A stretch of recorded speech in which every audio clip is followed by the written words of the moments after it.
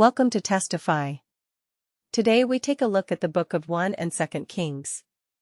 We pick up from the book of Samuel, where David had made all the tribes of Israel into a single kingdom. God promised that from David's line would come a messianic king who would establish God's kingdom over the nations and fulfill the promises made to Abraham. The book of Kings tells the story of the long line of kings that came after David, but none of them live up to the promise. In fact, they run the nation of Israel right into the ground. 1 Kings 1-11. We start with how David's reign passed to his son Solomon. David tells Solomon to remain faithful to the commands of the covenant and to offer allegiance to the God of Israel alone. However, his words were hollow, as David and Solomon conspired to consolidate the new kingdom through a series of political assassinations. Solomon asks God for wisdom to lead Israel and even completes David's dream of building a temple for the God of Israel. The narrator describes the design of the temple in detail. As soon as Solomon finishes the temple, he makes some really horrible choices, and his kingdom begins to fall apart. He starts marrying the daughters of other kings, and shortly makes political alliances and adopts their gods, and introducing their worship into Israel. He then accumulates huge amounts of wealth, builds an enormous army, and institutes slave labor for all his building projects. According to the rules for Israel's kings, in Deuteronomy 17, Solomon breaks every one. By the time he dies, he resembles Pharaoh more than he does David. 1 Kings 12-16. These chapters open with Solomon's son Rehoboam, who is after greed and power. Rehoboam tries to increase taxes and slave labor, but the people leave to northern Israel, under the leadership of Jeroboam, king of the northern tribes of Israel, and form their own rival kingdom. The northern king builds 2 new temples to compete with the one Solomon built, and he places a golden calf in each to represent the God of Israel. He does this so his people don't go to the temple in southern Israel to worship. It's a tragic replay of the story of Israel's repetition of idolatry in the book of Exodus.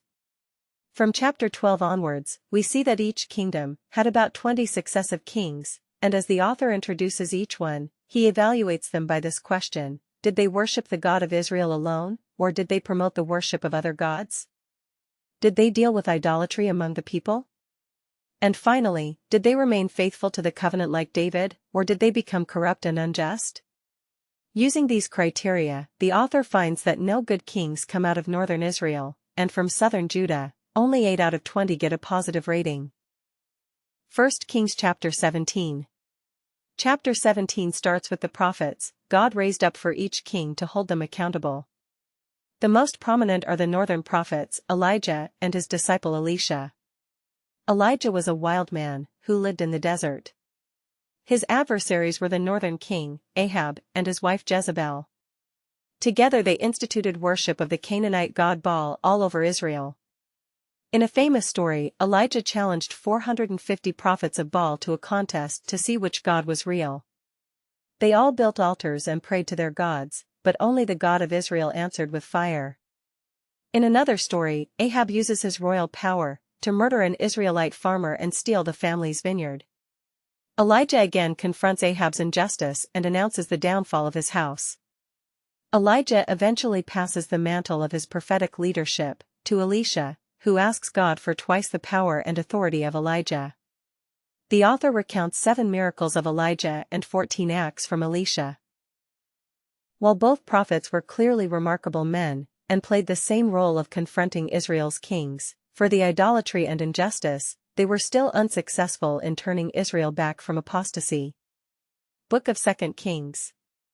The next section begins in the book of 2 Kings, as the northern kingdom is rocked by a king named Jehu who destroys Ahab's family.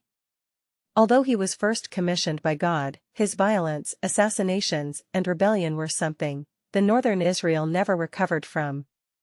This leads up to when the big bad empire of Assyria comes down and takes out the northern kingdom altogether. The Israelites are exiled and dispersed throughout the ancient world. The author blames the downfall of the northern kingdom on the idolatry and covenant unfaithfulness of Israel and its kings. Because of their sins, God allowed his people to face the consequences of their decisions. 2 Kings 18-25. The final chapters of the Book of Kings tells the story of the southern kingdom of Judah. Here we meet some pretty heroic kings, like Hezekiah, who trusts God when the armies of Assyria come knocking at Jerusalem's door.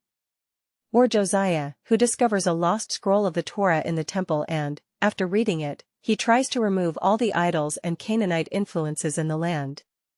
But alas, Judah is too far gone. The king in between Hezekiah and Josiah, named Manasseh, is the worst by far.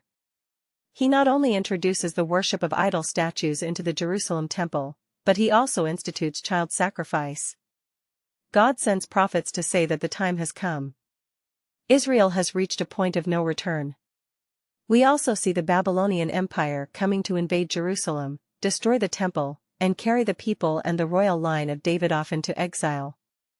The story ends leaving us wondering, is God done with Israel and the line of David? And that brings us to the end of the book of 1st and 2nd Kings. Join us for more.